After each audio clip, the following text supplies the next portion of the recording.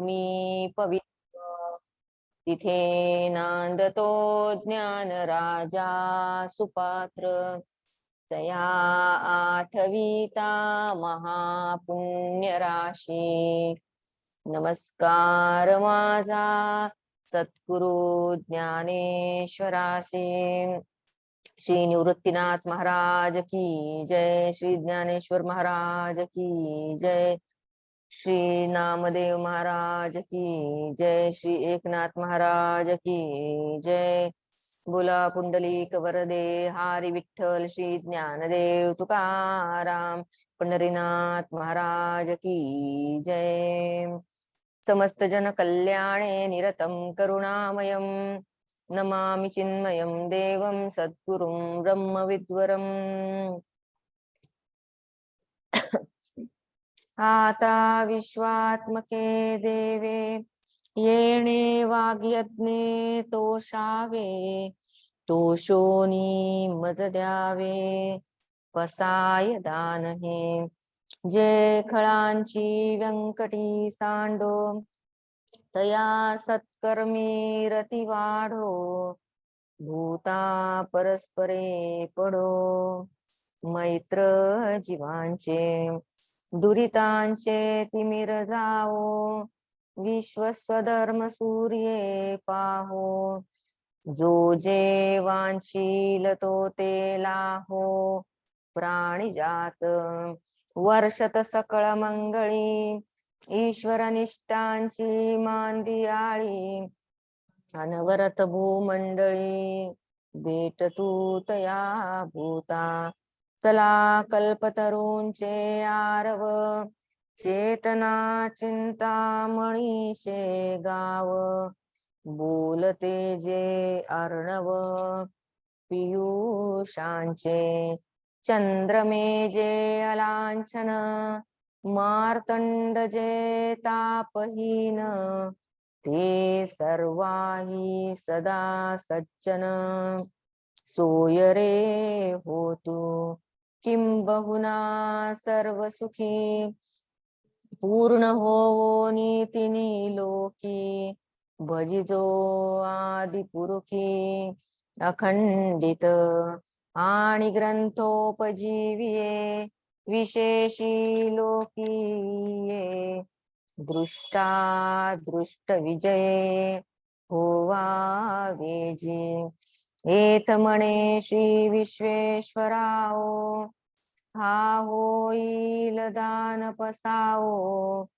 येणे वरे ज्ञान देव सुखिया झाला सुखिया झाला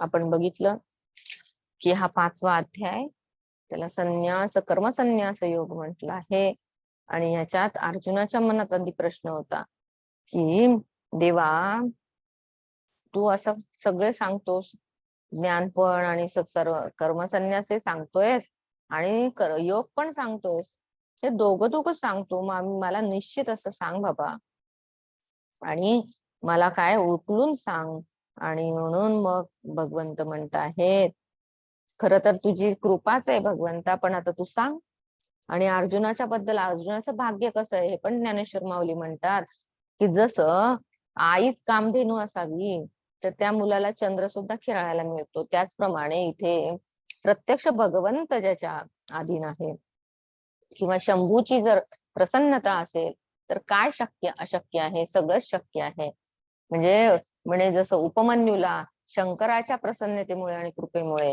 दुधाचा सागर मिळाला दूध भात खायला त्याचप्रमाणे इथं आहे म्हणून आता इथे अर्जुनाने प्रकट केला भाव आणि भगवंतांनी सांगितलं त्यात काही चमत्कार वगैरे पण नाहीये म्हणजे स्वतः आता जो सवेसा म्हटलं बरं का तिथे म्हणजे आता आपुलिया सवेसा मागावा की अर्जुनाने जसं सांगितलं तसं आता अर्जुनाला जर अधीन आहे श्रीकृष्ण अर्जुनाच्या अधीन म्हणजे प्रेमाने बर का म्हणजे आता त्या अर्जुनाच्या वरती कृपा आहे भगवंताची आणि मग इथे धनी आहे अर्जुनाचा ते श्रीकृष्ण, लक्ष्मीनारायण धनी. मग त्याच्यासाठी काय अशक्य आहे?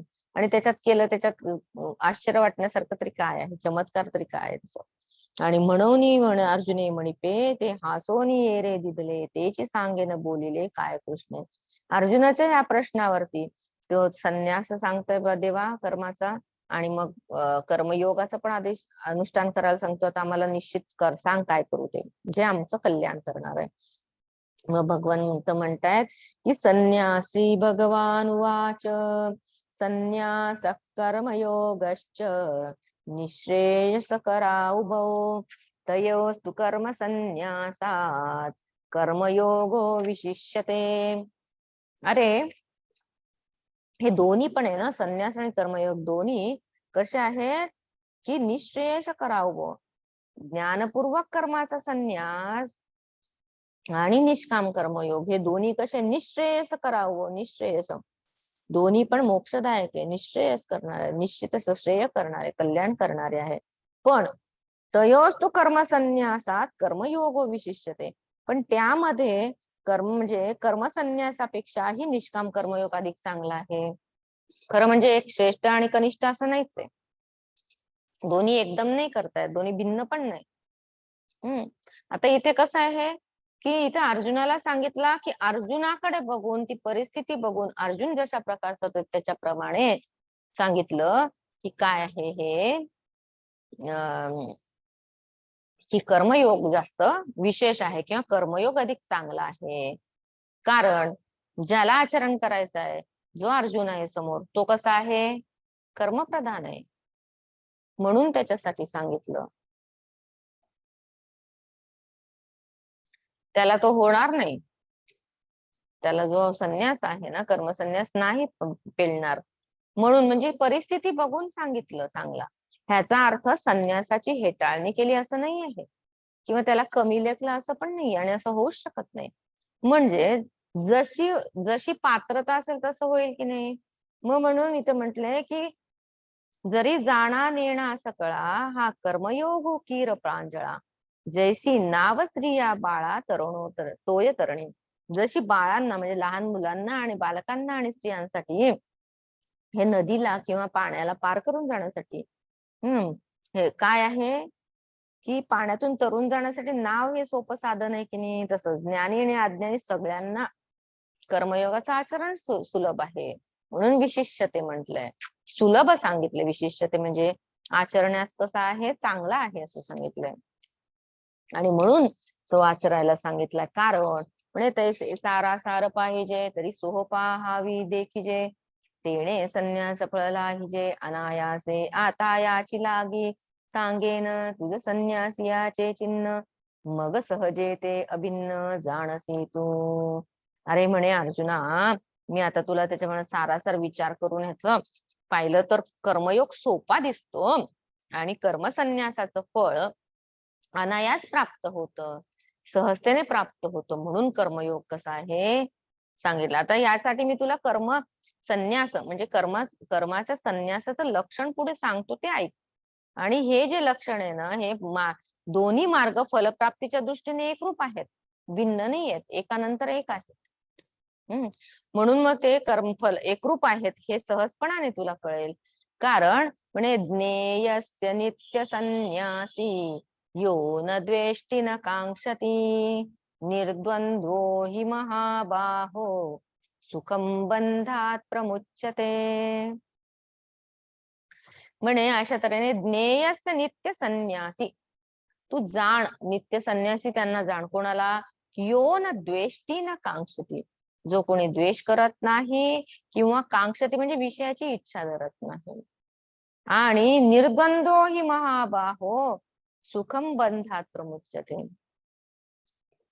आणि निर्द्वंद्व आहे बंधात, म्हणजे आता असा जो निर्द्वंद्व झालेला आहे ना, तो नित्य संन्यासी आहे असा जाणावा.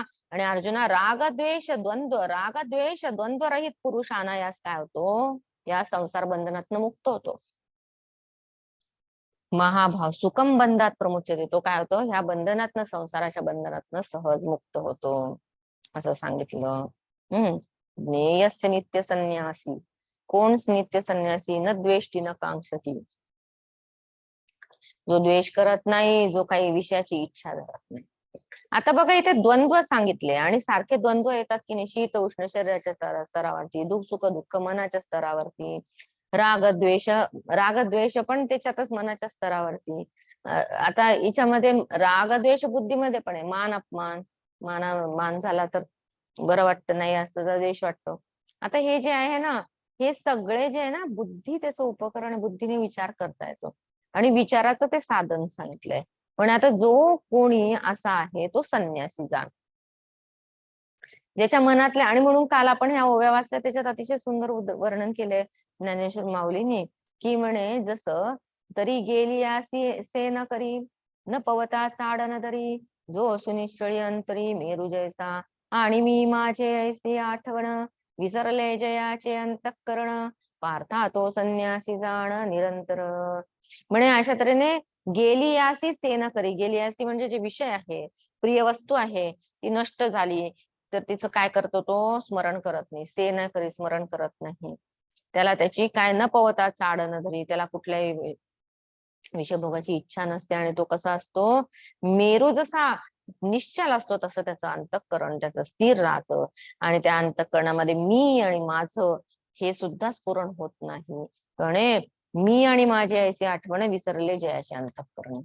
आता इथे बडे हा जो तो संन्यासी, निरंतर संन्यासी असा जाण, जो काय असा आहे, ज्याचं मन असं झालंय तो, है ना, हे अंतःकरण तसं पाहिजे ना, अंतःकरण बनलं पाहिजे, अंतःकरण घडवणं आहे त्याच्यामध्ये.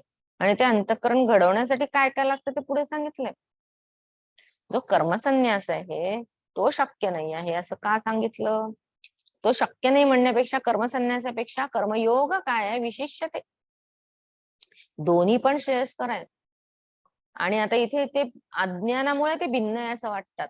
अज्ञानामुळे वाटतं की दोघं एकाच वेळेस करायचे असं वाटतं. म्हणूनच ते स्पष्ट करतायत भगवंत इथे. अर्जुनाच्या मनामध्ये अतिशय स्पष्ट करतायत. इथे म्हणतायत की अरे अर्जुना, की ज्याच्या मनातल्या अहमता ममता संपली, सर्व विषयांचे आणि आसक्तीचे बंध सुटले आहेत आणि अनायास सुख प्राप्ती होते, अशा द्वंद्वरहित पुरुषाला घरादाराचा त्याला मुद्दाम त्याग करावा लागतच नाही. मग काय होतं, तो स्वतःहून आपोआप त्याची आसक्ती निघून जाते. आणि मग जसं अग्नी कापसात गुंडाळला, म्हणजे अग्नी विझून गेल्यानंतर तो कापसात गुंडाळला तरी सुद्धा राखच होते की नाही? अग्नी विझून गेल्यावर राखच होते, कारण कापसात सुद्धा गुंडाळून ठेवता येत नाही ती, असं ते उदाहरण देतात. त्याचप्रमाणे ज्याच्या बुद्धीमध्ये विषय भोग उरलेलाच नाही, है ना, त्याच्या बुद्धीत विषय भोगच नाहीये, बुद्धीत विषय भोगाचा संकल्पच नाही आहे. जसं अग्नी जळून गेल्यानंतर ते भस्मच होतं, राखच होते, ती राख आहे का कामाची, तसं तिथं राख झालंय. काय राख झाला आहे? तर म्हणजे विषय भोगाचे संकल्प, ह्या विषय भोगाच्या संकल्पाची राख झाली आहे.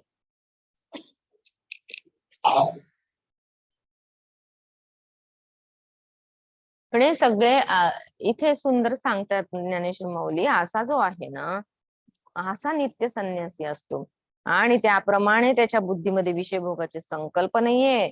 विषयरूपी उपाधीत असला तर काय होईल? गुंतून पडेल. उपाधीत राहिलं तर गुंतून पडेल. डोळे म्हणजे हे सगळे पंच ज्ञानेंद्रिय कर्मेंद्रिय यांच्या इच्छा, मनाची इच्छा, आणि मग त्याप्रमाणे तो गुंतून पडतो. पण तो कुठल्याही कर्मबंधनात काय होतो? अडकत नाही. कुठल्याही कर्मबंधनात बद्ध होत नाही. संन्यास मार्गामध्ये प्रथम संकल्प नाहीसा होणं आवश्यक आहे, हे फार महत्वाचं आहे. न यो न द्वेष्टी न कांक्षती म्हटलंय. कांक्षा म्हणजे काय? आकांक्षा. आकांक्षा म्हणजे काय? इच्छा. इथे विषय भोगाची इच्छा करणं हेच तर सगळ्यात मोठं पाप आहे. संकल्पच तर बांधतो मनुष्याला. संकल्पच नाही करत भोगाचा. मग असा जो आहे ना संन्यासी, संन्यास मार्गामध्ये प्रथम संकल्प नाहीसा होणं आवश्यक आहे आणि तेव्हाच संन्यास होतो, त्याविषयी होत नाही. म्हणून कर्मसन्यास आणि कर्मयोग दोन्ही फलता समानच आहे. का फलता समान आहे?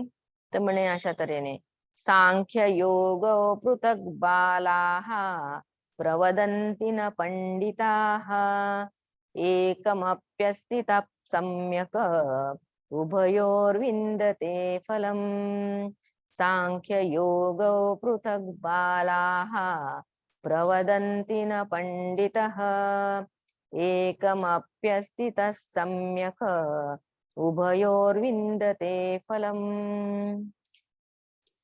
म्हणजे सांख्य योग पृथक बालाः. आता इथे ना आधीच सांगितलं की हे कर्मयोग आणि कर्मसन्यास म्हणजे ज्ञान म्हणजे सांख्य बर का, हे दोन वेगवेगळे भिन्न समजतात, ते एक समजले पाहिजे हे तर सांगितलं. पण ते कसे आहेत म्हणजे कर्मसन्यास आणि कर्मयोग भिन्न फल देणारे आहेत असं अज्ञानी लोक जाणतात, ज्ञानी पंडित असं म्हणत नाही. दोन्हींपैकी एकमाप्यस्थित सम्यक उभयोर्विंदते फलम. जरी एकाचं जरी अनुष्ठान केलं किंवा एकाचे जरी एक समजून घेतलं आणि एकाचं जरी आचरण केलं तरी दोन्ही मार्गांचं फळ संपादन करतो असं म्हटलं जातं. म्हणजे सांख्ययोग पृथक बालाहा. पृथक बालाहा म्हणजे काय? बाला म्हणजे बालबुद्धी, बाला म्हणजे अज्ञानी. अज्ञानीला अज्ञानी किंवा मूर्ख असं म्हटलं नाहीये तिच्यात. म्हणजे शब्द पण किती सुंदर असलं. बालाहा पृथक म्हणजे वेगळं. म्हणजे सांख्य आणि योग, सांख्य वेगळं आहे आणि योग वेगळं आहे याचा अर्थ खूप सुंदर आहे. सांख्य योग पृथक बालाहा म्हणजे सांख्य आणि योग वेगवेगळं आहे, पृथक वेगवेगळं आहे. बालाहा, बालाहा प्रवदंती, बाला म्हणतात. बाल म्हणजे जे अज्ञानी, ज्यांना समज नाही आली अजून ते. पंडिता न प्रवदंती म्हणजे कसं आहे ते, प्रवदंती न पंडितः, बालाहा प्रवदंती पंडितः न प्रवदंती असं त्याचा अर्थ.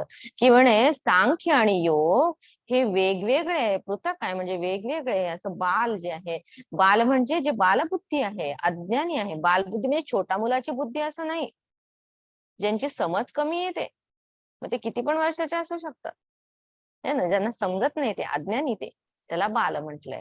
पंडिता न प्रवदंती, पण पंडित लोक असं म्हणत नाही, अज्ञानी लोक म्हणतात ते भिन्न फळ देणारे दोघं, दोन भिन्न मार्ग आहेत, भिन्न फळ देणारे. आणि त्याच्या पुढे सांगितलं एकमप्यस्थित सम्यक, एकाच जरी एक अपि सम्यक आस्थित उभयो फलम विद्यते. एकाच जरी आचरण केलं, एकाच जरी अनुष्ठान केलं तरी सुद्धा, एकाच जरी पालन केलं तरी सुद्धा दोघांचं फळ मिळतं असं म्हटलं आहे. आता खरं तर ज्ञान आणि योग, योग म्हणजे कर्मयोग. आता ह्याच्यात कसं आहे माहिती का, की आधी पण सांगितलं ना की हा संन्यासी कसं तर मनुष्याला इच्छा आहेत खूप आणि तो कर्म करतो, कारण अज्ञान आहे म्हणून इच्छा आहे, इच्छेने कर्म करतो. आता ज्यावेळेस कर्म करतो त्यावेळेस त्याची एक दृढ भावना असते, मी कर्म करतो म्हणजे कर्तृत्व भाव दृढ आहे.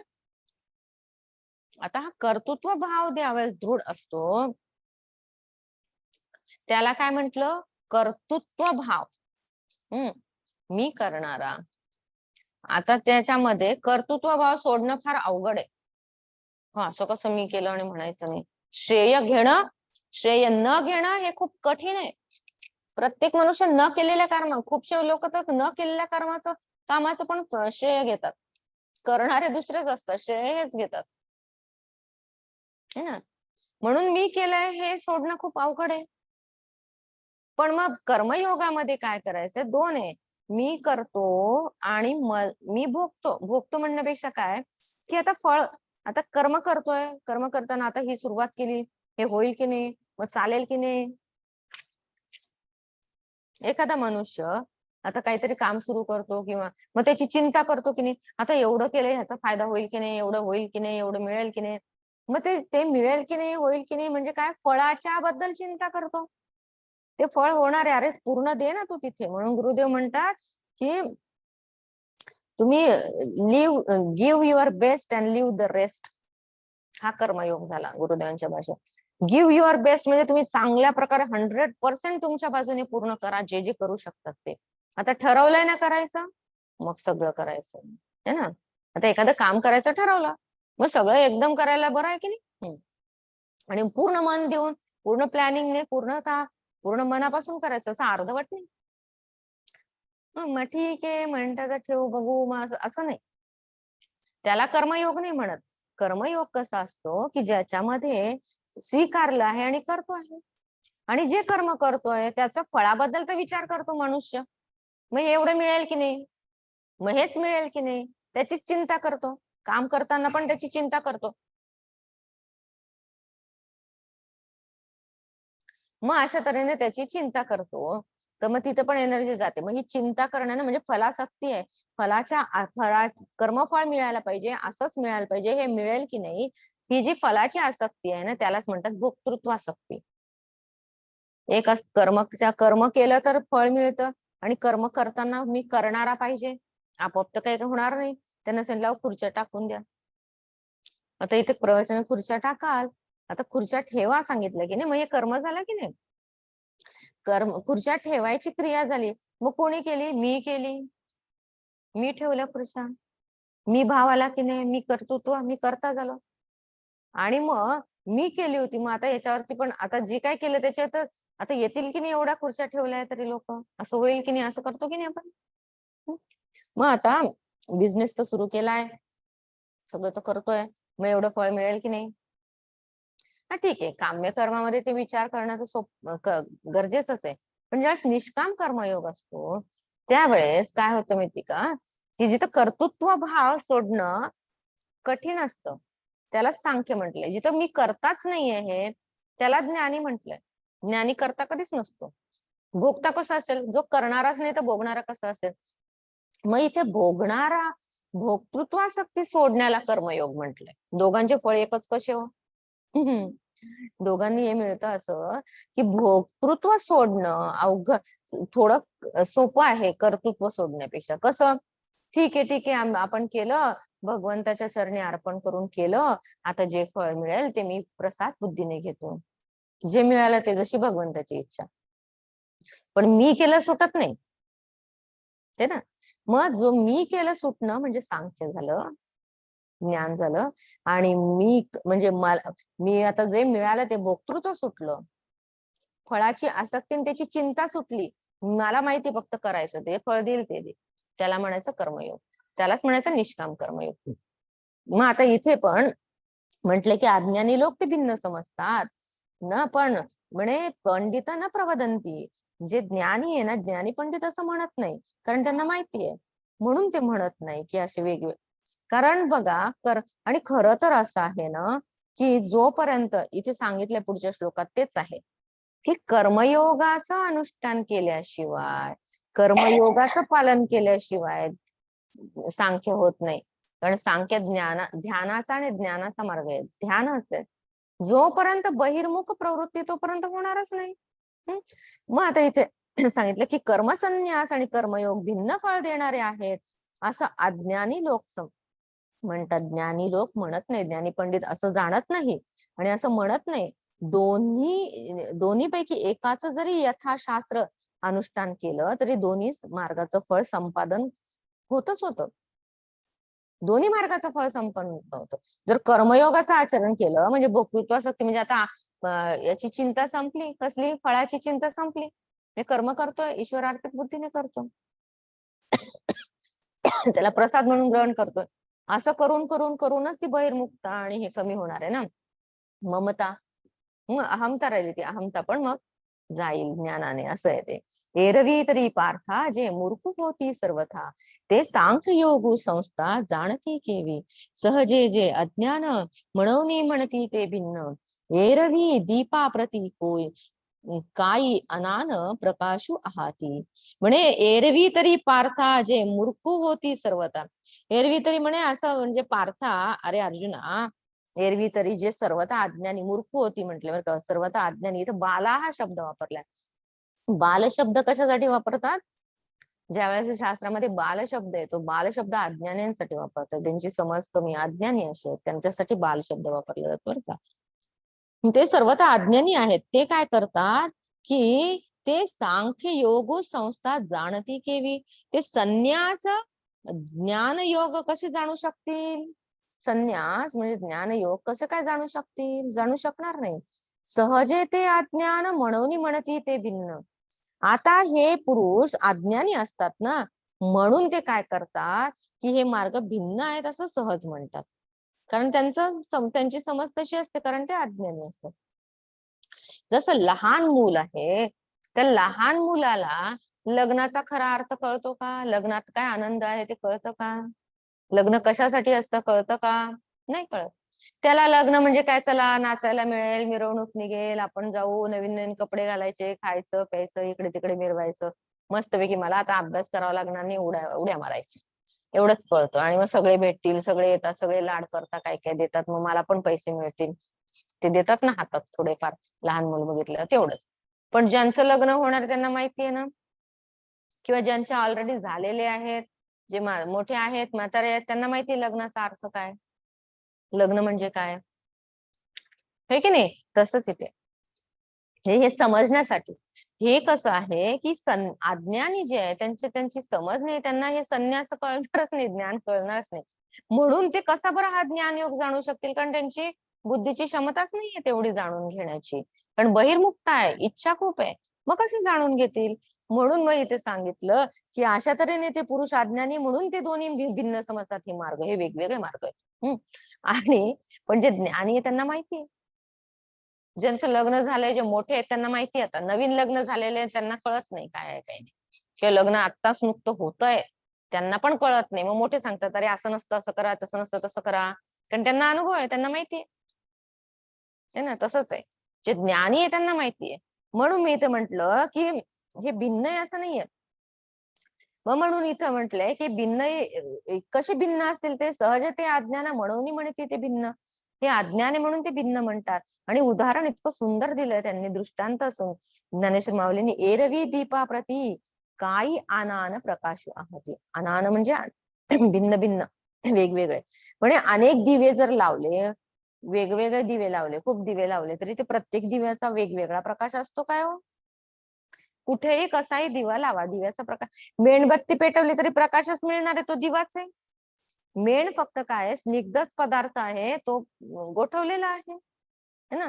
आणि इथं तैल पदार्थ आहे, तरल आहे, आणि तो पातळ आहे, द्रव आहे, त्याच्यामध्ये वाट टाकली, त्याच्यामध्ये तिथं पण वाट टाकली, तिथं पण पेटते, इथं पण पेटते, तिथं पण प्रकाश मिळतो, इथं पण प्रकाश मिळतो, का वेगवेगळा आहे? त्या प्रकाशामध्ये काय वेगळे पण आहे? अरे त्या प्रकाशाने पण अंधार दूर होतो, या प्रकाशाने पण अंधार दूर होतो. छोटासा मिणमिणता दिवा असला तरी तिच्या आजूबाजूचा अंधार दूर होतो. भले मोठी खोली असेल तर दिसणार नाही, पण तो मिणमिणता प्रकाश मिट्ट त्या काळोख, असा मिट्ट काळोख तर राहत नाही त्या खोलीमध्ये. तिथे दिवा आहे, म्हणजे प्रकाश आहे, प्रकाशाचं अस्तित्व आहे. प्रकाश वेगवेगळा आहे का हो, दिवा वेगवेगळा झाला म्हणून? नाही ना. त्याचप्रमाणे पै सम्यक येणे अनुभवे, जीही देखिले तत्व आगवे, ते दोहो तेही ऐक्य भावे मानिती गा. म्हणजे अशाच प्रकारे ज्यांनी या दोन्ही पैकी एका मार्गाचं यथाशास्त्र अनुष्ठान केलं आहे, ज्यांनी केलंय त्यांना त्यातील सत्वरूप त्यांनी अनुभवलं आहे, ते ह्या दोघांना फलरूपाने एकच मानतात. दोघांचं फलरूपाने एकच आहे. कारण जरी कर्मयोग म्हटलं तर कर्मयोगाने अंतःकरण शुद्धी होते, अंतःकरण शांत आणि शुद्ध बनतं, आणि मग ते ध्यानाचं, म्हणजे ज्ञानात ध्यान विशिष्ट, ते पुढे जाऊ नये, जे ज्ञान आहे ह्याचं चिंतन करू शकतो, है ना. तोपर्यंत नाही. जसं मी काल उदाहरण दिलं होतं, आपण बघितलं की विद्यार्थी, त्याला जर काय बनायचं असेल, ग्रॅज्युएट जरी व्हायचं असेल, तरी त्याला 10वी पास करणं आवश्यक आहे, आणि 12वी पण होणं आवश्यक आहे, आणि मगच तो ग्रॅज्युएशन करू शकतो. त्याशिवाय करू शकतो का? नाहीतर ठराविक वय असणं आवश्यक आहे. हे खरं तर वयाची तशी तेवढी अट नसते, कारण करता येतं त्याची जर हे असेल, पण त्याला त्या परीक्षा पास व्हाव्या लागतात तरच करतो. तसंच आहे इथे पण. आणि दोघांचं फळ एकच आहे म्हणजे काय?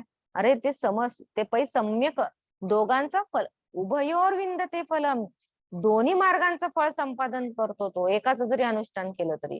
कसं, जरी डायरेक्ट ज्ञानाचा अधिकार असेल, ज्ञान मिळवलं तर त्याला मिळालं, आत्मस्वरूप प्राप्त झालं.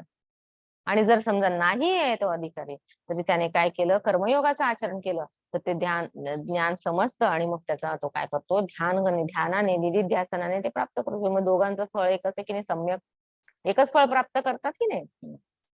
जसं आता इथे म्हंटल की नाही, किमान इतकं 12वी पास पाहिजे, तर मग कुठल्या कुठल्या ब्रँचला जाता येतं तुम्हाला? मग 12वी करावं लागतं की नाही, मग 12वी केलं तर दोन्ही आता असं आहे की नाही. आणि मग ग्रॅज्युएशनला गेलं.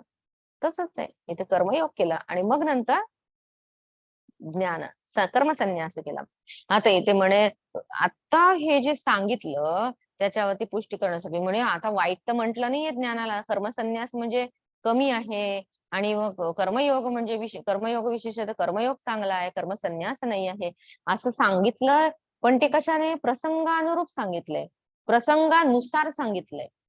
ठीक आहे, प्रसंग तसा आहे अर्जुनाचा. म्हणून बघा परिस्थिती बघून निर्णय घेतो की नाही माणूस, तसा आहे.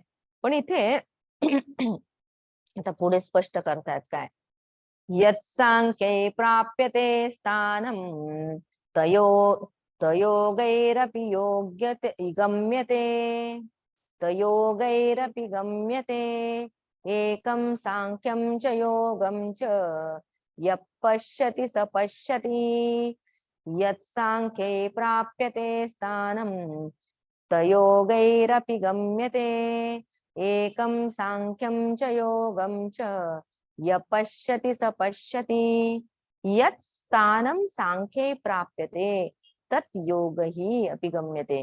म्हणे सांख्य मार्गाने जाणाऱ्यांना मोक्षरूपी स्थान प्राप्त होतं. म्हणे यत् सांख्ये प्राप्यते स्थानम, कुठलं स्थान प्राप्त होतं? मोक्षरूप स्थान प्राप्त होतं.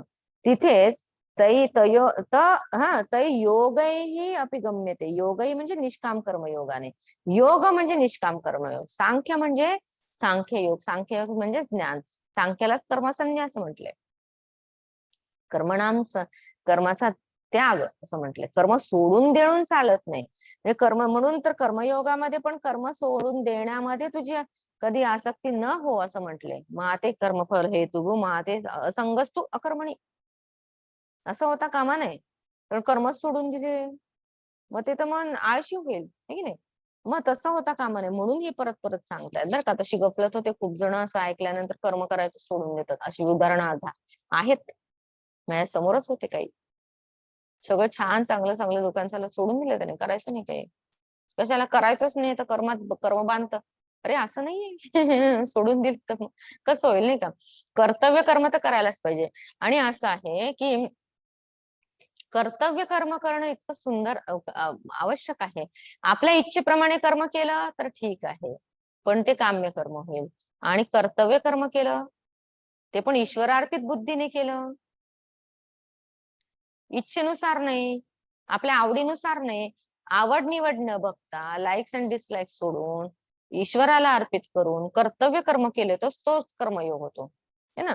मग आता इथे म्हटलंय की हा निष्काम कर्मयोग आहे ना, त्या निष्काम कर्मयोगीचं पण अनुष्ठानाने प्राप्त करतात, जे स्थान मोक्षरूप म्हणजे हे सांख्य मार्गाने जातात.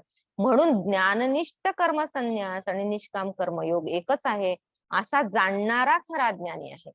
असं जाणलं पाहिजे की म्हणे कर्मयोग, निष्काम कर्मयोग आणि ज्ञाननिष्ठ कर्मसन्यास. ज्ञाननिष्ठ बर का, ज्ञानाने कर्माचा संन्यास घेतलाय. म्हणे अंतःकरण तर शुद्धी झाली नाही आणि सोडून दिले सगळे कर्म करणं, निष्काम कर्मयोग पण सोडून दिला तर नाही चालणार. मग तो नाही करू शकत काही. म्हणजे जर असं झालं तर असं नाही होऊ शकत. पुढे सांगितलंय त्याच उत्तर पुढच्या श्लोकात 6व्यात दिलंय. म्हणजे अशा तऱ्हेने इथं म्हणतायत आणि सांख्ये ते पाविजे तेची योगी गमिजे म्हणून ऐक्य दोही ते सहजे या परी. म्हणे आणि सांखी जे पाविजे, जे सांखी म्हणजे कोण? सांख्य योग करणारे. कर्मसन्यासाला ज्या फळाची प्राप्ती होते ना तेच फळ कर्मयोगांना ज्ञान मार्गाने मिळवता येते. पण ज्ञान मार्गाने, कर्मयोगाने काय होईल? मन शुद्ध होईल, शांत होईल, वैरमुक्त कमी होईल, अंतर्मुक्त येईल. मग नंतर ते ज्ञानयोगाने प्राप्त होते. देखे आकाशा आणि अवकाशा भेदू नाही जैसा तैसे ऐक्य योग संन्यासा ओळखे जो. आणि म्हणे जसं इथे आकाश पहा म्हणे, आकाश आणि पोकळी. आकाश कशाला म्हणतात? ते निळं निळं दिसते त्याला आकाश नाही म्हणत. आकाश म्हणजे ही सगळी जागा जी अवकाश देते, ती जी दुसऱ्यांना स्पेस देते, जागा देते, तिला अवकाश म्हटलंय. त्याला आपण पोकळी म्हणतो. आकाश आणि पोकळी यांच्यात भेद नाहीये की नाही. अहो ही पोकळी म्हणजे हे पण आकाशच आहे ना. चिदाकाश म्हटलंय, चितचा आकाश है ना. आपल्या आत पण आकाश आहे. पोटात आकाश आहे की नाही, मोकळी जागा आहे म्हणून तर खाऊ शकतो, पाणी पिऊ शकतो, हवा भरू शकतो. इथं पण मध्ये आकाशच आहे, सगळीकडे आकाश आहे, आपल्या डोक्यात पण आकाश आहे. ते खाली आहे ना. मग आता सगळीकडे आकाश म्हणजे पोकळी, सगळीकडे आकाश आहे, आपण चालतो इकडे तिकडे, ती पोकळीच आहे, त्यालाच आकाश. आणि म्हणून असं जे व्यवहारात समजलं तर आकाश म्हणजे ते निळं निळं बाहेर दिसते वरती तेच आकाश, तसं नाहीये. हे सगळं आकाशच आहे, जे अवकाश देते ते पोकळी जिथे आहे तिथे आकाशच आहे. आणि मग याला म्हटलंय की आकाश आणि पोकळी यांच्यामध्ये भेद आहे का? यांच्यात भेद नाही. त्याप्रमाणे जो कर्मयोग आणि कर्म संन्यास यांच्यातील ऐक्य ओळखतो, तयासीची जगी पाहले आपण पे तेणेची देखिले, जया सांख्य योग जाणवले भेदविण. म्हणजे त्याचप्रमाणे तयासीची जगी पाहले, त्याच्यासाठीच नाही का म्हणे असं जो बघतो ह्यांच्यातला भेद, तो अभेद जाणतो, यांच्यात ऐक्य जाणतो, तो संन्यास आणि योग ह्याच्या ज्याने अभिन्नपणे पाहिलं, त्याच्या ठिकाणी ज्ञानाचा उदय झाला आणि त्यानेच आत्मस्वरूपाचं फळ प्राप्त केलं. आत्मस्वरूपाचं फळ कोणाला प्राप्त झालं? ज्यांनी सांख्य म्हणजे ज्ञान आणि योग ह्याचं अभिन्नपणाने पाहिलं. अभिन्नपणा कसं? भावी वृत्ती. आता इथे कर्मयोगाचं आचरण केल्यानंतर सांख्य आहे, ज्ञान आहे, त्याशिवाय कळणार नाही. म्हणून ते अभिन्नपणे फक्त वेगवेगळे आहे का? नाही. एवढंच सांगायचं याच्यामध्ये, हे दोन्ही जे मार्ग आहे हे वेगळे वेगळे फळ देणारे नाहीये, एकच फळ देणारे, म्हणजे एकानंतर एक आहे. म्हणजे कर्मयोग झाल्यानंतर सांख्य आहे, हे क्रमाने प्राप्त होणार आहे. जर ज्याची योग्यता असेल तो डायरेक्ट कर्मयोगाने जाय, म्हणजे डायरेक्ट सांख्य योगाचं आचरण करेल, आणि ज्याची नसेल तो कर्मयोगाचं आचरण करेल. असं. मग आता पुढे जर समजा नसेल, आता म्हणे सगळं इच्छा आहे, सगळं आहे, अंतःकरण शुद्धी झाली नाहीये आणि सोडून दिले सगळे कर्म, डायरेक्ट आता संन्यासात गेले, तर होईल का? तर नाही होणार. ते कसं आहे म्हणे बघा, संन्यासस्तु महाबाहो दुःखमाप्तुम योगतः योगयुक्तो मुनिर्ब्रह्म न चिरेणाधिगच्छति. संन्यासस्तु महाबाहो दुःखम आप्तुम अयोगतः दुःखमाप्तुम अयोगतः योगयुक्तो मुनिर्ब्रह्म न चिरेणाधिगच्छति. है ना. एकतर जे बाल आहेत, जे अज्ञानी आहे, ते असं समजतात हे दोन मार्ग भिन्न आहे, पण जे जाणकार आहेत तेच खरं जाणतात की जे म्हणे एकम सांख्यमच योगमच य पश्यति स पश्यति, जे असं बघतात तेच बघतात, य पश्यति जे असं बघतात. आणि बघणं कशासाठी घेतलंय? कारण इथं सांख्याचं जे सांख्य जो आहे म्हणजे ज्ञान जे आहे, ते ज्ञान काय करतं की आत्मस्वरूप जाणलं जातं. आत्मस्वरूप बघणं म्हणजेच काय करणं? आत्मस्वरूप होणं. म्हणे दृगेव न तु दृश्यते, जो द्रष्टा आहे आत्मा, तो कधीही दृश्य होत नाही. द्रष्टा द्रष्टाच राहतो, आणि द्रष्टाला दुसरं कशाने बघितलं जात नाही, तो स्वतःला जाणतो. जसं जो माणूस जागा होतो, झोपलेला जागा झाला, तर तो जागा झाला हे दुसरं कोणाला समजत नाही, सगळ्यात आधी त्यालाच समजतं. तो जरी जागा असताना जरी पांघरून घेऊन झोपलेला असेल तरी त्याला आत माहिती असते मी जागा झालो. आणि जागा झाल्यानंतर दुसऱ्या कोणाला सांगावं लागत नाही की मी जागा, विचारत नाही आपण मी जागा झालं का सांगा. तर जागा झाल्याबरोबर त्याला भान येत होतं मी कोण आहे, त्याचं वेगळं कोणाला लागतं का? आपण जागे आहोत की नाही ह्याच्यासाठी आपल्याला दुसरं प्रमाण लागतं का? आपणच स्वतः आहोत. तसंच इथे आहे, आत्मा स्वतःच म्हणून देखील, म्हणून य पश्यति सपश्यति, आपण पेत येण्याची देखील असं ते म्हटलंय. पण त्याच्यासाठीच सांगितलं, पण असं बघण्यासाठी डायरेक्ट संन्यास. आणि इथं संन्यास असतो, इथं पण म्हंटलंय की महाभाहो हे बघ, तू आहे ना नित्य संन्यासी कोणाला बघ, जो निर्द्वंद्व आहे तो ह्या बंधनातनं मुक्त होतो, आणि तो नित्य संन्यासी जो न द्वेष्टी न कांक्षती, त्याच्यामध्ये इच्छा नाही, रागद्वेष नाही, असा त्याला संन्यासी म्हणजे फक्त बाह्य वेशाने संन्यास नाही होत, आंतरिक स्थितीने संन्यास होतो. है ना. बाह्य वेश फक्त हा तर साधक संन्यास असतो. साधक संन्यास कशासाठी? की हे कर्मयोगाचं आचरण करत करत सांख्ययोगात स्थित होण्यासाठी. है ना. म्हणजे कर्मयोग सुटत नाही, कर्मयोग करावाच लागतो. कर्मयोग न करता जर आपण म्हटलं की झालं तर होऊ शकत नाही. म्हणून हा श्लोक आहे. संन्यासस्तु महाभाव, अगदी स्पष्ट स्पष्ट करतात भगवंत. म्हणजे संन्यासस्तु महाबाहो दुःखमाप्तुम अयोगतः योगयुक्तो मुनिर्ब्रह्म न अचिरेण अधिगच्छति. हे महाबाहो, संन्यास तू अयोगत आप्तुम दुःखम, आप्तुम म्हणजे प्राप्त केलं, दुःख प्राप्त होतं कशाने? अयोगत, योग न करता, निष्काम कर्म योगाचा आचरण न करता जर समजा संन्यास ज्ञानामध्ये तुम्ही निष्ठा म्हणायला लागलात तर ती खूप काय होते? दुःख देणारी होते. म्हणून पुढे 6व्या अध्यायात पण तेच सांगितले, क्लेशोधिकस्तरस्तेषां अव्यक्तासक्त चेतसाम देहवद्भिर्वाप्यते. याचा संबंध आहे ना 6व्या. आता ते नंतर बघ. म्हणजे अशा तऱ्हेने अर्जुना, निष्काम कर्म अनुष्ठाना वाचून कर्मसन्यास प्राप्त होणं दुष्कर आहे, दुःखमय आहे. आणि योग युक्तो मुनी ही ब्रह्म न अचिरेण निगच्छति. निष्काम कर्मयोगी मुनीच ईश्वर स्वरूपाला, ईश्वर स्वरूपाचं मनन करून अल्पकाळात काय करतात? मोक्ष प्राप्ती करून घेतात. अचिरेण, इथे मोक्ष प्राप्ती कधी होते? त्याला काय असं काळाचं बंधन नाहीये. ज्ञान झालं की लगेच होतं. ज्ञान कधी होतं? लगेच होतं.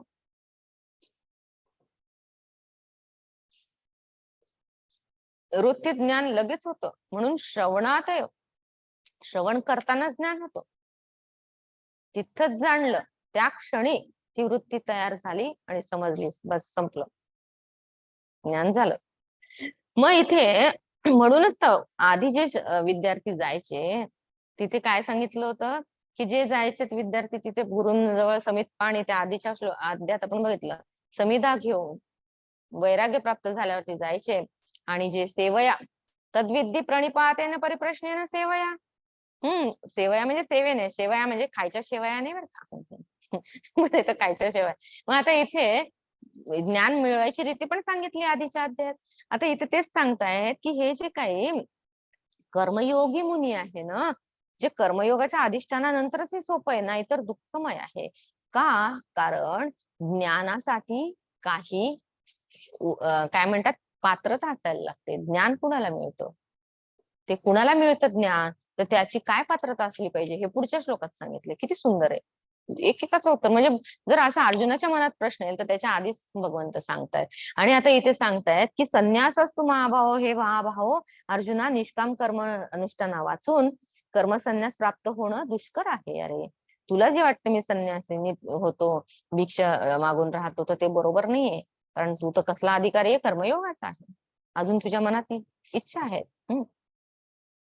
तर कारण जोपर्यंत इच्छा आहे, म्हणजे इच्छा असल्यात अतृप्त, म्हणजे मग पुढे त्रास देतात त्या. काय होतं? मनातले विक्षेप, अतृप्त इच्छा,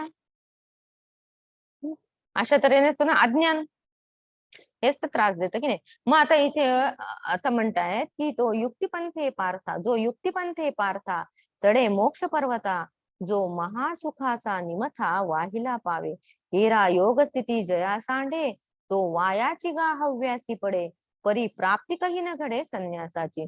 म्हणे जो युक्तिपंथे पार्था, अरे कर्तृत्व आता इथे ना चढे मोक्ष पर्वता, जो युक्तीने, आता एक असते श्रुती आणि एक असते युक्ती, आणि मग होते अनुभूती. श्रुती असं सांगते असं असं, म्हणजे ते तू आहेस असं सांगितलं श्रुतीने, ते परमात्मा स्वरूपच तू आहेस. अरे पण त्याच्यासाठी युक्ती लागते ना, ते घडवावं लागतं ना चिंतनाने. मग त्याच्यासाठी कर्तृत्ववान, आता इथं कर्मयोग म्हणजे कर्तृत्वाचा अभिमान मी करतो आणि फलासक्ती टाकून ईश्वरार्पित बुद्धीने केलेलं काम, तोच मुक्तीचा पंथ आहे, त्याच्याशिवाय नाही. इथं अहमता गेली पाहिजे. मी कर्तृत्व, आता कर्तृत्व भाव असेल तर कसं होईल ना? कर्तृत्व भाव जोपर्यंत असतो तोपर्यंत साधारण गोष्टीचा पण आनंद कर्तृत्व भाव जास्त असतो तर घेता येत नाही, है ना. मग आता इथे म्हंटल की बडे कर्तृत्वाभिमान आणि फलासक्ती टाकून ईश्वरार्पण बुद्धीने केलेलं काम, तोच मुक्तीपंथ आहे. त्या मार्गाने जो मोक्ष रूपी पर्वतावरती चढतो ना, चढे मोक्ष पर्वता युक्तिपंथे पार्था. युक्ती कुठली? तर म्हणे कर्तृत्व, मी करणारा आहे आणि मी मला हेच फळ पाहिजे किंवा मिळेल की नाही हे फळ, ह्याची चिंता सोडून दिली आहे. म्हणजे भोक्तृत्व सोडून दिलं, मी करणार आहे सोडलं. कसं सोडलं? ईश्वरार्पित बुद्धीने केलं, मी निमित्त मात्र आहे, ते माझ्याकडनं करून घेतात. या मी माम प्रसुप्ताम म्हणजे या म्हणे जसं माझ्या वाचेला चेतनता देणार, माझ्या वाचेला बोलवणार धनी कोण आहे? परमेश्वर आहे, असं त्यावेळेस त्या ध्रुवाने म्हटलं. म्हणे हे कोण चेतना देते? मी बोलत नाहीये, माझ्या पाठीमागे ते तूच बोलतोयस भगवंता, असं ज्यावेळेस होतं त्यावेळेस काय झालं, आता ईश्वर अर्पित बुद्धीने केलंय आणि कर्तृत्वाभिमान नाही आहे आणि फलासक्ती नाही, असं केलेलं काम आहे ना ते मुक्तिपंथाच्या मोक्ष पर्वतावरती मोक्ष पर्वतावरती चढवतं. तो महासुखाचा निमथा वाहिला पाहे, महासुखाचं शिखर त्वरित वाहिला पावे म्हणजे त्वरित मिळतं त्याला. अशाला इथं अचिरेण म्हटलंय. मोक्ष मिळण्यासाठी असं काही खूप वेळेचे बंधन किंवा वेळेचं हे सांगूच शकत नाही. ज्या क्षणी कळलं त्या क्षणी झाला, म्हणून क्षणात होतं, शीघ्रातिशीघ्र होतं, अचिरण. म्हणून हे काय होतं, मोक्ष रूपी पर्वतावरती चढतो आणि तो ब्रह्मसुखाच्या शिखरावरती महासुखाचा निमथा म्हणजे शिखर, तो महासुखाच्या निमथावरती म्हणजे शिखरावरती वाहिला पावे म्हणजे स्वतःला बघतो किंवा महाशिखरापर्यंत त्वरेने जातो आणि वाहिला म्हणजे त्वरित क्षणात जातो. येरा योग स्थिती जया सांडे, तो वायाची गा हव्यासी पडे, परी प्राप्ती काही न घडे संन्यासाची. पण निष्काम कर्माचं म्हणजे येरा योग स्थिती जया सांडे, म्हणजे योग स्थिती म्हणजे कर्मयोग. पण जो कर्मयोग निष्काम कर्मयोग जया सांडे सोडून देतो, निष्काम कर्मयोगाचं अनुष्ठान न करता जो काय करतो, तो वायाची गा हव्यासी पडे, जो अशा पद्धतीने निष्काम कर्मयोग सोडून घ्यायचा प्रयत्न करतो, तो एकदम कर्मयोग निष्ठा टाकून देतो आणि संन्यास मार्गाचा अवलंबन करतो, त्याला परिप्राप्ती कही न घडे संन्यासाची, त्यांना संन्यासाची प्राप्ती होत नाही, असं सांगितलं. काय की नाही छान. मग आता हे संन्यासाची प्राप्ती होण्यासाठी कर्मयोग महत्वाचा आहे, निष्काम कर्मयोग. म्हणून सगळं त्यागा, म्हणून सेवा या सांगितलं, सेवा आहे तिथे निष्काम कर्मयोग आहे सेवा. म्हणून ज्ञान प्राप्तीची, ज्ञानात निष्ठा प्राप्त करण्याची म्हणजे ऐकण्यासाठी सुद्धा तत्विधी प्रणिपाते ना, आधी तर प्रणिपात झाला पाहिजे, तो अहंकार गेला पाहिजे, तोच जात नाही, म्हणून पाया पडायला सांगितलं. अहंकार जाण्यासाठी पाया पडायचं असतं, आपल्याच साधनेसाठी पाया पडायचं असतं, ना की दुसऱ्यांना मान देण्यासाठी. असं समजलं तरी सुद्धा खूप झालं. खरं तर म्हणजे प्रणिपात करणं म्हणजे काय, मी काहीच नाहीये, ते जे श्रेष्ठ, आणि खरं तर सगळं ते तत्वच आहे ना. गुरुतत्व मानलं तर आहे, गुरुतत्व मानलं नाही तर नाहीये.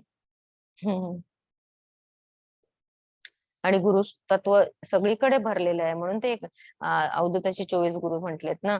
अरे ते वेश्येला पण गुरु करतात, एखाद्या कन्येला पण गुरु करतात, म्हणजे काय, किती नतमस्तकता आहे तिथे ना, किती हे ना, म्हणजे त्याच्यातनं पण शिकतात. आणि गुरु आणि शिष्य तत्व वेगवेगळं नाही, ते आपल्या हृदयातच एकच आहे. मग ते तसंच तिथं सांगितलं आहे की आता पुढे म्हणतायत की तैसा सारा सार पाहिजे, तरी सोह पहा चिप देखिजे. अरे सॉरी, म्हणून म्हटलं असं काय झालं. हा, आता इथे म्हणत आहे की हव्यासी पडे परी प्राप्ती कही न घडे संन्यासाची. मग आता इथे संन्यास मार्गावरचं अवलंबन केलं आणि जर समजा तिथे जर बहिर्मुक्तच असेल तर संन्यास होऊच शकत नाही, अंतःकरणात विक्षेप असतील तर होऊ शकत नाही, है ना, होईल का, अतृप्त इच्छा असतील तर होऊ शकत नाही. तर अशा तऱ्हेने इथे सांगितलं, म्हणून संन्यासाची प्राप्ती होत नाही असं सांगितलं. जर संन्यास मार्गाचा अवलंब न करता केलं, निष्काम कर्मयोगाचं आचरण न करता, अनुष्ठान न करता केलं तर अवघड आहे. आणि म्हणून पुढे सांगतायत की कधी करतात, मग कसं होईल, काय पात्रता पाहिजे त्या संन्यासासाठी. म्हणे योग युक्तो विशुद्धात्मा, विजितात्मा जितेंद्रिय, सर्वभूतात्म भूतात्मा, कुर्वन्नपि न लिप्यते. योग युक्तो विशुद्धात्मा, विजितात्मा जितेंद्रिय, सर्वभूतात्म भूतात्मा, कुर्वन्नपि न लिप्यते. म्हणे योग युक्तो विशुद्धात्मा, काय म्हणे इथं काय पात्रता पाहिजे, संन्यास योग डायरेक्ट घेण्यासाठी काय झालं पाहिजे? संन्यास कधी योग्य आहे? तर म्हणे योगयुक्तो विशुद्धात्मा, योगयुक्त निष्काम कर्माचं अनुष्ठान केलं पाहिजे. विशुद्धात्मा, त्याचं अंतःकरण शुद्ध झालं पाहिजे. म्हणजे कशाने अंतःकरण शुद्ध झालं? अनुष्ठानाने, आचरणाने. कसल्या? निष्काम कर्मयोगाचं. आता निष्काम कर्मयोगामध्ये फलासक्तीचा त्याग आहे, कर्तृत्वासक्तीचा त्याग अजून झालेला नाहीये. कर्तृत्वासक्तीचा त्याग कशाने होतो? संन्यासाने होतो. आता योगयुक्त विशुद्धात्मा म्हणजे अंतःकरण शुद्ध झालंय, बहिर्मुखता कमी झालीये, शांत झालंय, चलबिचलता कमी झाली, त्याला विशुद्धात्मा म्हटलंय. विजितात्मा, जितेंद्रिय. आता विशुद्धात्मा पण म्हटलंय आणि विजितात्मा पण म्हटलंय. आता अंतःकरण शुद्धी, अति बहिर्मुखता होती ती कमी झाली, आणि अंतःकरण मध्ये म्हणजे बुद्धी शुद्ध झाली, मन शुद्ध झालं, रागद्वेषाचं काय झालं? परिमाण कमी झालेत. पण आता विजितात्मा म्हणजे काय? ज्याचं मन ताब्यात आलं. विजितात्मा म्हणजे पाहिजे तेव्हा पाहिजे तिथे लागायचं. आता विजितात्मा पण म्हटलं आणि परत जितेंद्रिय पण म्हटलं, असं कसं?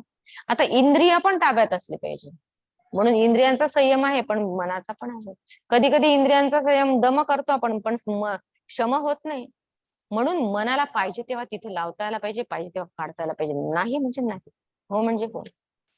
करायचं लावा, ठीक आहे, असं मन राहायला पाहिजे. गुरुदेव म्हणायचे की shut up and get out, असं म्हणायचे. Shut up and get out. आपल्याला सांगता यायला पाहिजे शट अप मनाला, अँड गेट आउट, इथून जा.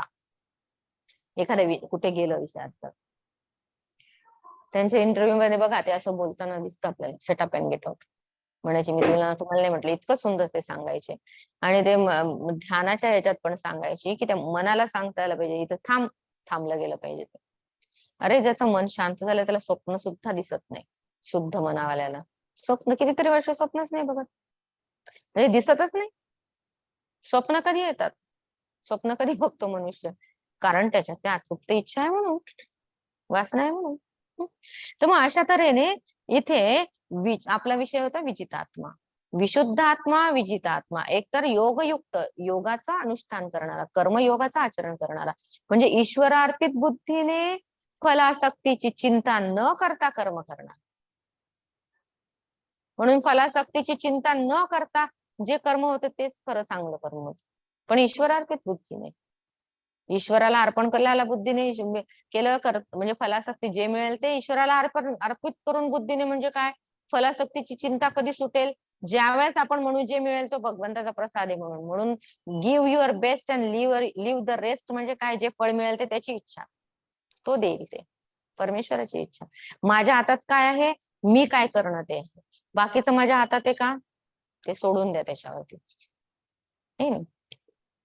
आता इथे त्याला म्हटलं, म्हणून योगयुक्त मग विशुद्धात्मा. अशा तऱ्हेने आचरण केल्याने मन कसं झालंय? शुद्ध झालंय, म्हणून विशुद्धात्मा. आणि विजितात्मा म्हणजे काय? ती मनोजय, मनावरती मनाला जिंकलंय, पाहिजे तेव्हा तिथे लावता यायला पाहिजे, पाहिजे तेव्हा नाही. हे नाही. जितेंद्रिय म्हणजे काय? इंद्रियांवरती संयम. इंद्रियांना पण सांगता आलं पाहिजे, नाही बंद डोळे, कान बंद करता आले पाहिजे. मनच जातं कानातनं, म्हणजे मनाला पण जिंकलं आहे आणि इंद्रियांना पण जिंकलं. तपोवनजी महाराजांच्या इथे सगळेजण सांगायला यायचे, कितीतरी लोक सांगायचे. त्यांना विचारलं, तुम्ही सगळ्यांचं ऐकतात? कसं काय ऐकतात बाबा, एवढं सगळं ऐकून घेतात? म्हणे मी ऐकतो कुठे, माझे कानच बंद असतात. म्हणजे ते त्यांच्या चिंता एकाच तत्वामध्येच राहायचे, ते सगळ्यांशी लगेच संबंध सुटून द्यायचे. तर तसं असलं पाहिजे. जसं आपण बाहेर जातो त्यावेळेस सगळ्या गोष्टी, सगळे बघतो, सगळे दिसतात आपल्याला, सगळ्यांशी बोलणं होतं. ज्यावेळेस घरात येतो, दार खिडक्या बंद करतो, दार बंद करून आतमध्ये आपल्या खोलीत बसतो, त्यावेळेस सगळे दिसतात का? कट ऑफ झालं की नाही सगळं? तसे इंद्रियांना काय केलं? विषयांपासून बाहेर ओढून घेतलं, आत ओढून घेतलं. विजितेंद्रिय, जितेंद्रिय. आणि मनाला पण विषयांपासून परावृत्त करून टाकलं, इंद्रियांपासून परावृत्त करून टाकलं. त्याला म्हटलं विजितात्मा. म्हणजे जसं समोर आता डायबेटीस आहे आणि खायला दिलं, किंवा काही असेल ना, पथ्य आहे तेच खायला दिलं. एखाद्या माणसाला सांगितलं तळलेलं खाऊ नका सध्या, आता तुमचं पोट ठीक नाही, पण ते सगळे छान छान पदार्थ आले नाही, किंवा उपवास असेल त्या दिवशी आले, तर उपवास असेल त्या दिवशी म्हणतो ठीक आहे जाऊ दे आता, मी हे ठीक आहे, तसं चांगलं राहतं फ्रीज मध्ये, ठेव मी उद्या खाईल. म्हणजे तिथं काय करतो, त्याग करतो, पण इच्छा नाही गेली. इंद्रियांना जिंकण्याचा असाच असतो. इंद्रिय मन पण तिथे जातं, पण त्याला थांबवलंय की नाही. तर अशा तऱ्हेने समोर दिसतंय, काय होतं, खाऊन टाका, नंतर आपण घेऊन टाकू औषध. म्हणजे काय म्हणतात, पुदिना त्याची ऍडव्हर्टाईज आजकाल तसंच करतात. आधी त्याग शिकवायचे, संयम शिकवायचे, आता काय करतात, भोग शिकवतात. काही विचार करू नका, खाऊन टाका, नंतर गोळी घ्या. हा उपाय नाही, ह्याला विजितात्मा जितेंद्रिय नाही म्हणत. तर अशा तऱ्हेने जितेंद्रिय आणि विजितात्मा, मनाला पण ताब्यात ठेवलंय, मनाला संयमित केलंय. जितेंद्रिय म्हणजे इंद्रियांना जिंकलंय. असा सर्व भूतात्मा कुर्वन्नपि न लिप्यते. असा सगळ्या भूतांचा भूत मात्रा करून देखील त्याच्यामध्ये कुर्वन अपि न लिप्यते, त्याच्यात काय होतं, लिंपत नाही, त्याला चिटकत नाही, त्याच्यात गुंतून राहत नाही, त्याच्यात बंधनात पडत नाही. असा जो सर्व भूतात्मा आहे, म्हणजे कोणासाठी कोण आहे, असं कोण आहे हा ज्ञानी कसा असतो, आणि ज्ञानासाठी काय लक्षण, की ज्ञान प्राप्त करण्यासाठी काय पात्रता पाहिजे, हे सगळं सांगितलं. असा जो होतो योगयुक्त, म्हणजे कर्मयोगाचं, निष्काम कर्मयोगाचं आचरण अनुष्ठान केलेलं आहे त्याने, आणि त्याच्याद्वारे अंतःकरण शुद्ध केलंय, आणि मग नंतर त्याने स्वतःच मन पण जिंकलं आहे, आणि इंद्रियांना पण संयमित केलेलं आहे. असा मग तो हा अनुभव घेऊ शकतो. सर्व भूतात्मा कुर्वन्नपि न लिप्यते. आणि म्हणून निष्काम कर्माच्या अनुष्ठानाने ज्याचं शुद्ध चित्त झालं आहे, जिथं देह म्हणजे जितेंद्रिय झाला आहे, त्याचा आत्मा सर्व भूतात्म्यांच्या ठिकाणी आत्मरूप झाला आहे. असा पुरुष कर्म करीत असताना कुर्वन अपि न लिप्यते. कुर्वन्नेव कर्माणि जिजीविषत् शतगं समा, असं पण सांगितलंय उपनिषदामध्ये. हे कर्म करत करत 100 वर्ष जगू असं म्हटलं. पण इथं म्हटलंय कुर्वन अपि न लिप्यते, कर्म करून सुद्धा त्याच्यामध्ये अजिबात अडकत नाही. ते कर्म कधीच त्याला बंधनात पाडत नाही. कारण अर्जुनाला भीती होती ना, मी कर्म करणार नाही, मी युद्ध करणार नाही, ते मला बंधनात पाडेल, मला त्याचं फळ मिळेल असं. म्हणून सांगितलं की असा पुरुष कर्म करीत असतानाही त्यामध्ये गुंतून राहत नाही. कसा गुंतून राहत नाही हे पण सांगितलंय पुढे. आणि आपण आता सर्व भूतात्मा कसा, ह्याचं वर्णन आपण आता उद्या बघू. तसं सर्व भूतात्मा ठीक आहे, एवढं करून घेते मी पूर्ण. सर्व भूतात्मा म्हणजे काय, सगळ्यांमध्ये तो स्वतःला स्वतःचा आत्मस्वरूप ओळखतो आत्मा, त्याचा अनुभव होतो त्याला, कारण शुद्ध चैतन्य, शुद्ध अंतःकरण झालंय त्याचं. आणि अशा शुद्ध बुद्धीमध्ये जितेंद्रिय असताना मनाचा पण जय केलाय, मन बुद्धीचं ऐक्य झालंय, आणि आता त्या पलीकडे बुद्धी ज्याच्यामुळे प्रकाशित होते, ते तत्व ते जाणलं आहे, आणि मग तोच स्वतः आत्मस्वरूप होऊन गेलाय. म्हणून तो जो स्वतः आत्मस्वरूप आहे, आणि फक्त स्वतः दिव्य बघायचं आणि बाकीच्यांमध्ये नाही बघणं, हा म्हणजे साक्षात्कार नाहीये. स्वतःच फक्त मोठा आहे, दिव्य आहे, बाकीचे नाहीये, बाकीचे कनिष्ठ असते, त्याला असं साक्षात्कार म्हणत नाही, त्याला जाणकार म्हणत नाही, ज्ञानी म्हणत नाही. जो म्हणतो त्याचा खूप आहे. पण मग जो सगळ्या भूतमात्रांमध्ये स्वतःला बघतो, स्वतःमध्ये भूतमात्रांना बघतो, हे तो सर्वाणि भूतानि एकत्वम अनुपश्यती. कुठलं, ईशावास्य. म्हणे अशा तऱ्हेने सगळ्या भूतमात्रांमध्ये एकत्व त्याला वाटतं. सर्व भूतात्मा कुर्वन्नपि न लिप्यते. अतिशय सुंदर एक साधू होते, ते असे आता राहायचे भरपूर मोठे, ते 90 वर्ष त्यांची सेवा करायला जायचे अखंडानंदजी महाराज. आणि कसं आहे वडे, आता विजितेंद्रिय वगैरे पण असं म्हटलं ना आपण, अहंकार पण राहता कामा नये, तिथे राहतो बरं का तो. तर 2 उदाहरणं सांगितले त्यांनी अतिशय सुंदर, की म्हणे एक होते त्या शेठजी, त्यांनी खूप असे आता कर्मयोगाचं पण आचरण करत असताना अहंकार राहता कामा नये. मग ते काय करायचे, इकडे कुठे विहिरी बांधायला पैसे द्या, कुठे काय द्या, कुठे सगळं द्यायचे.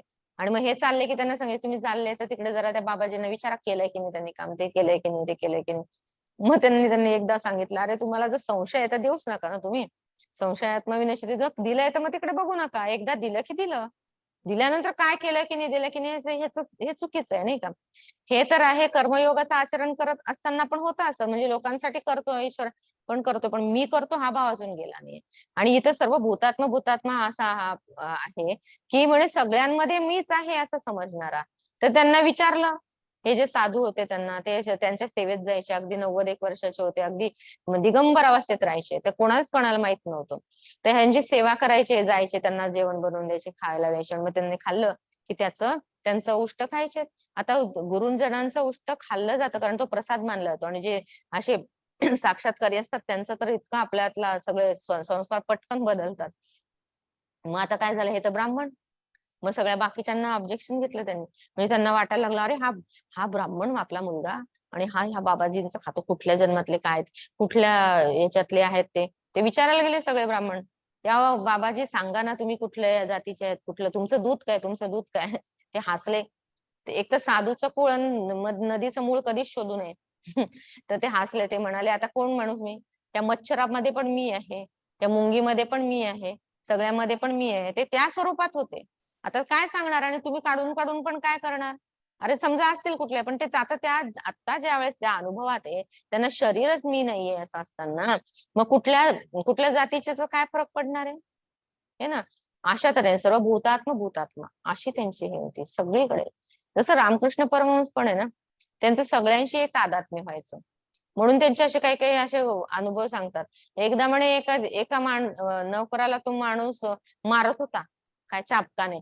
तर ह्यांच्या हे जोर जोरात ओरडत होते, आ हा हा, आणि त्यांच्या पाठीवरती त्याचे वळ उठत होते, कारण तो त्यांचं स्मरण करत होता, तो जो त्यांचा भक्त होता. तर भूतात्मा पण हे असा अनुभव म्हणजे भूतात्मा नाही, हा. हे ज्ञानाने जे जाणतात ते, आणि म्हणून ते दुसऱ्यांचं पण अंतःकरण जाणू शकतात. त्यांना काय म्हणजे जे आहेत ते अशा तऱ्हेने इथं म्हटलंय की कुर्वन्नपि न लिप्यते, जसं असे आत्मस्वरूपात जे स्थित आहे, आणि आत्मस्वरूपात स्थित असलेलं सगळीकडे आत्मस्वरूपच बघतात, त्यांच्यासाठी वेगळं काहीच नसतं. म्हणून अहम ब्रह्मास्मी सर्वम कल्विदम ब्रह्म असं म्हटलं जातं. मी ब्रह्म आहे आणि सगळीकडेच ब्रह्म आहे, वेगळं नाहीये. ये तु सर्वाणि भूतानि एकत्व अनुपश्यति, एकत्व आहे त्यांच्यामध्ये. तसंच म्हणून म्हटलं सर्व भूतात्मा कुर्वन्नपि न लिप्यते, अशा जे स्थित आहे ज्ञानात, त्यांनी जरी कर्म केलं तरी त्यांना ते कर्म लागत नाही, कारण तिथे कर्ताच नसतो, ते निमित्त मात्र असतं. जसं गुरुदेवांना एकदा विचारलं की स्वामीजींनी, आमच्या सुगुणांजी गुरुजींनी, की ते कमला बांधत असताना की हे बांधलंच पाहिजे का, काही जणांचं म्हणणं होतं की अरे एवढे पैसे असं कशाला केलं पाहिजे, आहे एक सत्संगात. मग त्यांना विचारलं, असं बघून त्यांच्या सेवेत होते ते, तर गुरुदेव त्यांच्याकडे असे पाहिलं त्यांनी आणि म्हटले आणि हसले. मग त्यांनी सांगितलं, मी 40 वर्षात एकही संकल्प केलेला नाहीये. म्हणजे त्यांनी सांगितलं, ते साक्षात्कारी पुरुष म्हणजे दाखवत नाही, पण त्यांनी सांगितलं, मी एकही संकल्प केला नाही, म्हणजे हा माझा संकल्प नाहीये, हा समष्टीचा संकल्प आहे, मी फक्त निमित्त मात्र आहे. आणि अशा तऱ्हेने ते फक्त निमित्त मात्र असतात, म्हणून ते करून सुद्धा कशातही कर्म करताना दिसतात, खातात पिताना दिसतात, चालता बोलताना दिसतात आपल्यासारखे, पण तरी सुद्धा त्यांना काहीही लागत नाही, कारण मी करणारा जो आपला हा असतो तोच तिथे नसतो, जीवभावच नसतो राहिलेला, म्हणून सांगितलं. आणि मग ते कसे असतात ते आता पुढच्या श्लोकात आपण बघू, कसं करून सुद्धा काही मिळत नाही. ओम पूर्णमद पूर्णमिदं पूर्णात् पूर्णमुदच्यते पूर्णस्य पूर्णमादाय पूर्णमेवावशिष्यते. ओम शांती